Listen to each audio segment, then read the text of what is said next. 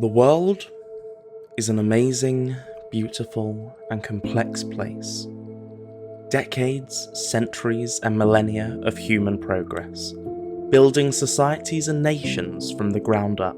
Thinkers like Einstein, Newton, and Plato have given us new ways of seeing the world in all of its glory. They make us question, what is life? What is time? Does it even mean anything at all?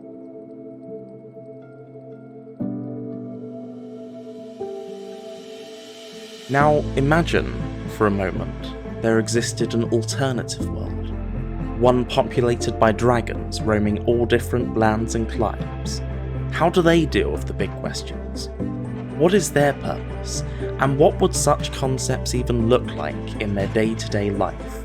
Hello YouTube watchers, it's your boy, Bobbledink here, and today I'll be shedding light on one of the biggest questions plaguing the Spyro community today. How do dragons have working TVs? Now, you might think this is an insane thing to be asking, but think about it. Dragons have portals, a magical gate that transports us from one realm to another. Plato once said that the eyes are like a portal to the soul. And how better to describe a television than as a portal, a gateway to any world imaginable. It educates, it entertains, it even radicalizes. You can see and hear of perspectives you'd otherwise not know. But what's this got to do with Spyro, I hear you ask? Well, in the first game of the series, the very first cutscene opens up with a few dragons, a film crew and a mysterious dragon holding a clipboard. This raises a lot of questions. Or, alternatively, you've never given this any thought, because why would you? But fear not! I'm here to do all the thinking and pedanticizing for you. You're welcome. So in today's video essay, I want to explore three things. 1. Who is this mysterious film crew? 2. How does electricity work in the dragon realms? And with those two answered, 3. How do dragons have working TVs? Let's jump right in. So, who is this mysterious film crew? What kind of film are they making? And perhaps most importantly, who is it even for? To best answer this, let's have a look at the three main cutscenes of the first game, Spyro the Dragon, where we get all the context on the existence of television in the Spyro universe. Starting with the first cutscene, where the Dragon Elders insult Nasty Nork. Okay, rolling. Oh, it's been peaceful here in the 5 worlds, or is it 6? For a dragon's age. We now have 12,000 treasure, or is it 14,000? What about this Ganasty Gnork character? Now I understand he's found a magic spell to turn gems into warriors for his cause. I'll take that question. Nasty Nork is a simple creature. Simple? He has been contained in a remote world and is no threat to the Dragon Kingdom. No threat! Besides, he is ugly. Ugly? That does it! Looks like I've got some things to do. So, in this cutscene, we have Asta, a dragon we later rescue in Stone Hill, in the foreground, ready to be interviewed, with Latif and Revilo, I think he's the closest match anyway, in the background, doing something. My theory is that Latif and Revilo heard that there was a camera and are trying to get on TV and become famous, hence that weird dance they're doing. Which would be a cool plot for an animated short if anyone wants to make it. Lindar from Stone Hill and Spyro the Dragon also make an appearance. We also see a glimpse of a light brown dragon whose name we don't learn until later, holding a clipboard with writing that's barely legible. This means that either a language separate to English exists in the Dragon Realms, or that their written English is different to ours. Another possibility is that it is our written English, and this particular dragon doesn't have the strongest handwriting. Note how he says Gnasty Gnork instead of Nasty Nork, implying that he either has trouble with word pronunciations, or that he didn't brief himself properly prior to the interview. There's also some kind of boom mic present, most likely an electro voice RE20N/D, if we are to believe the audio catalogue available to the dragons was similar to that of real-life broadcasters in the 1990s. Following that same logic, we can assume the camera being used is an Ikegami HK323, which was highly used in studio and outdoor broadcasts throughout the 1980s and 1990s. The most important point to take away from this cutscene is that Nasty Nork is somehow hearing these insults in real time, indicating that he's watching on a TV, or magic crystal ball of some description, and indeed that this is probably being broadcast live. Well, either that or he has exceedingly good hearing, but then why include the film crew at all if you don't want us to infer the presence of live television? You've got to ask these questions. Let's have a look at the second cutscene. Sorry I took so long. I kind of forgot about you. What about Gnasty Gnorc? Nasty Nork is toast. So now there's order again in the Dragon Kingdom? Well, mostly. I've still got some treasure to pick up. What will you do next? I'd say the sky's the limit. The most interesting observation to make here is that Spyro said he kind of forgot about this interview. This either implies that some time has now passed since he talked to Nasty Nork, or that the film crew are always quick to respond whenever there's a development or story to cover. In terms of TV, this scene doesn't add much context to what we saw before. You still have the same dragon as the interviewer, and the same boom mic is present. The only difference of note is that Spyro, Latif and Revelo are now in the foreground, possibly suggesting that Astor and Lindar were forbidden by the rest of the dragons from giving interviews, as it kind of landed the entire dragon realms in hot water. Like the real world, the things you say on live TV can have very real world consequences. I also love the little detail of Spyro standing on his hind legs, as if to say, "I've now earned the right to call myself a dragon." Think about it. He's proven his chops so he can stand with the big boys. There's still a hint of childness about him in the way he glances back to wave at his compatriots, suggesting that he's camera confident, but not camera experienced.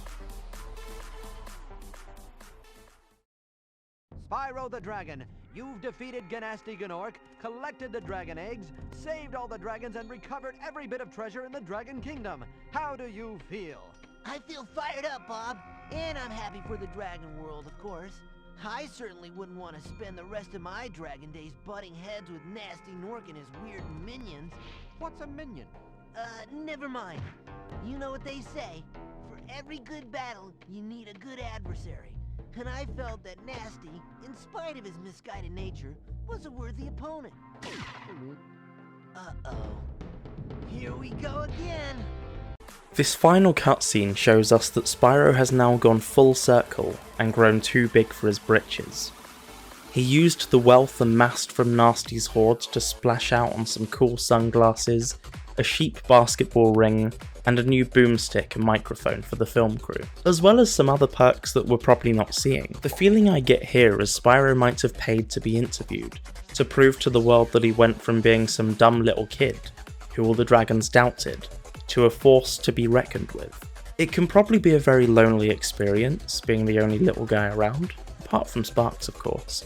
And as someone who is the youngest of 6 siblings myself, I fully understand the feeling of wanting to prove yourself a success to the world. Notice how he mentions that he feels all fired up before stating how he's happy for the dragons, a true reflection of altruism, the principle that there are no truly selfless acts as we always seek to gain from doing good, be it material, in Spyro's case, or spiritual, in the case of the player completing the game. For example, the feeling of happiness you get when you do a good deed. Of course, you could get into the question of whether these altruistic acts were real or not, as they're based on a fictional story.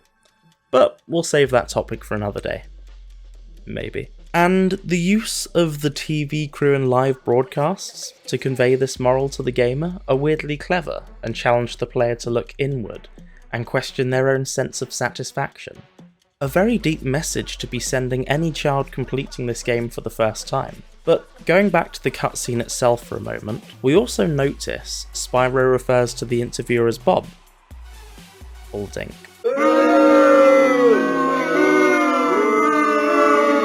Okay, stupid joke, I'm sorry. As I revisited the research document I made for my video essay and rewatched all of the dragon cutscenes, I was surprised to find out that we never actually rescued a dragon named Bob, which means one of two things. Either Bob and the film crew were spared because they didn't insult Nasty Nork, or Spyro gets Bob's name wrong and we actually do encounter him on our quest. At face value, that second theory seems quite far-fetched, and I would normally agree, but from what we learn about Spyro in this game, it's not totally out of character for him to act rashly, run off without listening, or act hot-headed. And the scene where we hear him say the name Bob also happens to be when we see him as most hot-headed and arrogant. Additionally, when revisiting the dragon cutscenes to see if I could discern who the interviewer might be, I found this. Big enemies like this Gnorc with a club cannot be charged, but a quick flame, that should defeat them. So why do I think Darius might be the interviewer? He's the only dragon we rescue who pronounces the G in Nork. If you look at his skin tone, it's a similar colour to what we see in the opening cutscene. True, it might be a bit darker, but there's a strong case to say that lighting bears a massive impact on the colour of a dragon's scales. And lastly, the setting of the first cutscene bears some resemblance to the architecture found in Dark Hollow, leading me to believe that the whole TV interview ordeal took place in Dark Hollow during the daytime, and that we arrive back at nighttime. The only hole in this theory is that Darius and this mysterious Bob guy have different voices, but this could have just been a simple case of voice actors not being available or the production elements not being brought together. After all, Delbin has two different voices despite appearing twice. The last thing I wanted to note is Thomas and Gavin, dragons who doubted and showed off to Spyro respectively, are also reaping the benefits of Spyro winning big from Nasty's loot by playing with the sheep basketball hoop that Spyro bought. So if Darius is the dragon behind the camera, and the film is some type of live broadcast, then it beckons the question, who is the audience meant to be? That's perhaps a question we can shed some light on in this next section.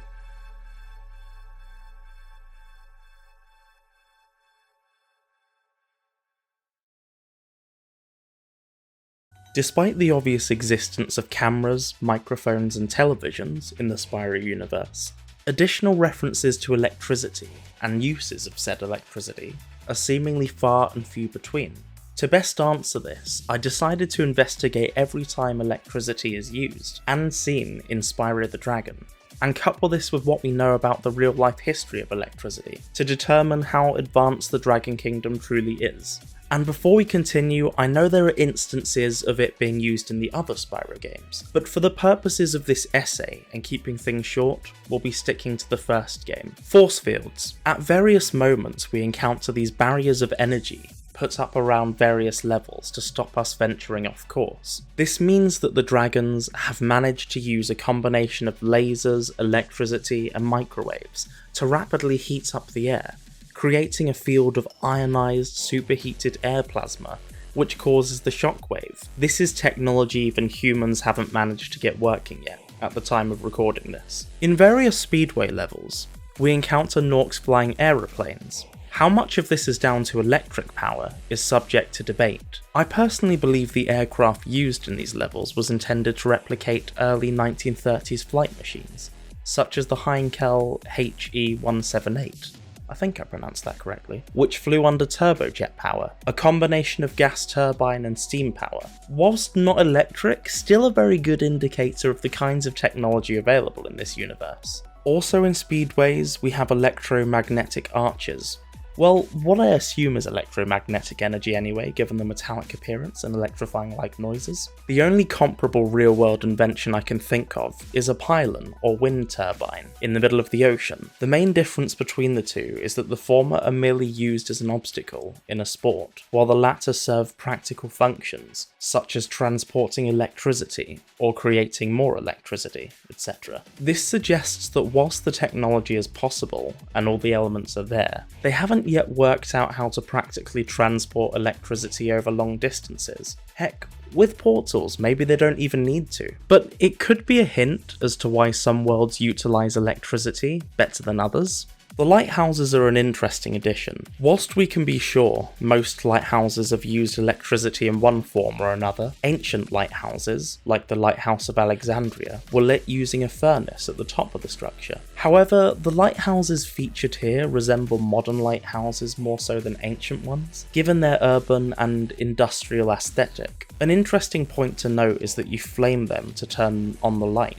which could either mean that it is a furnace-based light, or, and I think this is more probable, the lighthouses use infrared heat sensors to turn on via contact with flame. You, of course, still have to question whether this technology also serves a practical purpose, or is, again, only there as an obstacle in a sport. The lightning rod tasers and metal flooring sheets, along with the fact that the Norks are wearing rubber boots, demonstrates that the concepts of conduction and insulation are very much understood and utilised in this universe. However, it's also clear that these ideas are being used for evil, e.g. stopping our hero getting from point A to point B. There's also question marks around why the Norks are only electrifying the sheets for short periods of time. I feel they're only using the electricity as a way of taunting our hero into submission, and using their own threatening auras to do the rest of the work, thus assuming our hero would not proceed. This is also evidenced by the way the Norks laugh at Spyro when they stop shocking the ground,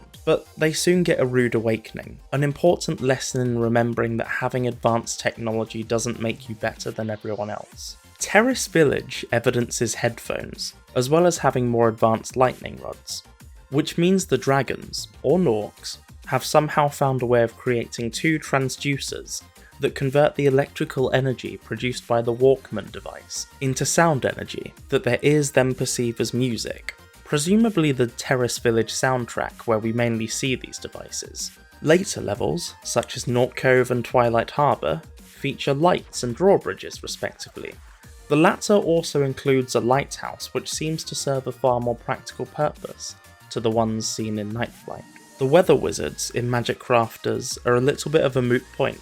True, they jolt you with electrical thunderous charges, similar to how a jellyfish would. However, the difficulty here is determining how much of this is down to electricity, and how much is down to magic. The Speedway rings pose a similar question. Are they little rings of electricity, lasers and microwaves, similar to the technology found with the force fields? Or are they pockets of concentrated magic designed for these courses? Indeed, a wider question regarding this universe is the relationship electricity has to magic, and whether the use and existence of magic in some way hinders the need for modern technology. Think about it. The dragons naturally possess magical abilities, the power to fly, breathe fire, and teleport using strange circular pads. They even have portals that can take them to any world, as well as an exceptional public transport infrastructure that will bring them to all corners of the globe. That being said, the fact that such advanced technology exists in the Dragon universe in the first place makes me think that it's wrong for us to tie these games to a particular part of human history, such as the medieval era, because history as we know it only makes sense due to the real-world events that led up to it.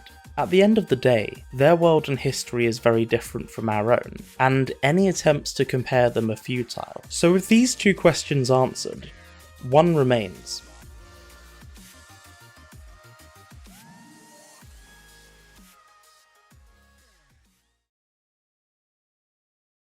How do dragons have working TVs? Well, in short, they don't, except for the very privileged few. If we go back through everything we've looked at, who are the ones with the most access to advanced technology? The Norks. Which leads me to the prevailing theory that Nasty Nork is actually a rich billionaire. So it's established early on that Nasty Nork has turned the gemstones, which belong to the dragons, into Nork minions.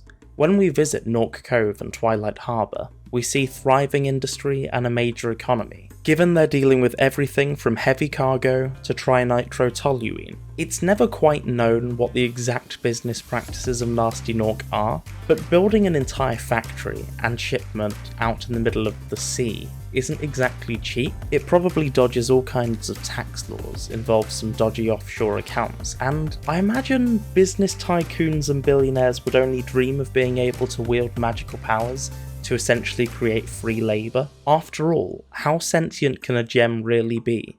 This is actually a theory I plan on exploring in further detail in my next video essay, so look out for that one. The point is, being a billionaire business tycoon means you have major shares in the media, meaning you can cancel anything you don't like. And the dragons, Asta and Linda, not having access to TV means they weren't aware that their blunt words insulting Nasty Nork could have adverse consequences on the Dragon Kingdom. Of course, the interviewer and film crew were part of the privileged few, who managed to get a decent education, study hard, and afford items such as Sony televisions and Walkmans, also thanks to some financial help from parents. But who is the audience? Well, put simply, it's those who can afford it. And if those who can afford it don't like what's being portrayed, they will do awful things to remote communities, as seen through the plot of this game. But anyway, that's all for this video. If you enjoyed it, feel free to leave a like and a cheeky little comment, as it's fun to build a community and make friends with all you lovely people. And be sure to stick around, as there'll be plenty more Spyro content to come. So until next time, Bobbledink out.